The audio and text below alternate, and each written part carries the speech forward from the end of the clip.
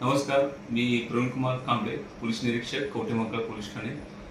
Kavathemahankal police Thane हद्दीत असलेले दूरक्षेत्र सलगरे यातील आमचे बीट अंमलदार पोलीस हेड कॉन्स्टेबल रवी गोसावी यांना त्यांच्या बीटमधील कर्ली गावामध्ये भारत इराप्पा करपे व 58 वर्ष यांचा दिनांक 28 मार्च या दिवशी त्यांची मिसेस नीलाबाई करपे व तिचा प्रियकर बाबूजी करपे या दोघांनी मारहाण करून गळा दाबून जीव घेतलेला आहे. अशा पद्धतीचं खून केला याबाबतची माहिती गोपनीय माहिती मिळाली होती. या गोपनीय माहितीच्या अनुषंगाने त्या शेजारी राहणाऱ्या लोकांकडे चौकशी केली असता त्या दिवशी 9:15 वाजताच्या सुमारास भारत इराप्पा करपे यांना नीलाबाई, त्यांची पत्नी नीलाबाई व बाबजी करपे ही दोघं मारहाण करताना पाहिलेली लोक होती.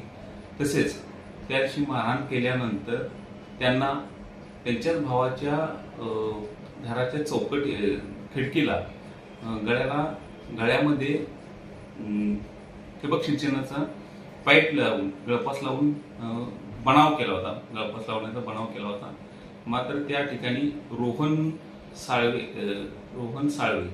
हा मुलगा वॉशरूम करता गेलेला असताना त्याने ते पाहिल्यानंतर त्यांना परत इथे हॉस्पिटलमध्ये आणल्यानंतर इथे ते दारू पिऊन मयत झाले अशी खोटी बतावणी केली व त्यांचं पीएम न करता परत नेऊन त्यांचं प्रेत 4:30 वाजता दहन वगैरे केलेलं होतं. ही गोपनीय माहितीच्या आधारे खात्री केली. यावरून असं झालं की नीलाबाई तसेच बाबूजी करपे या दोघांमध्ये अनैतिक संबंध होते. अनैतिक संबंधाला कुठेतरी अडथळा येत आहे. भारत करपे यासाठी त्यांना मारहाण केली होती, काठीने मारहाण केली आणि परत नीलाबाई यांनी त्यांच्या गळा दाबून तिचा मय झाल्यानंतर हालचाल थांबल्यानंतर त्यांना नीलाबाई आणि बाबाजी या दोघांनी उचलून गळ्याला ठिबक सिंचनाचे पाईप मध्ये लावून खिडकीला अडकावून गळफास लावल्याचा असा बनाव केला होता.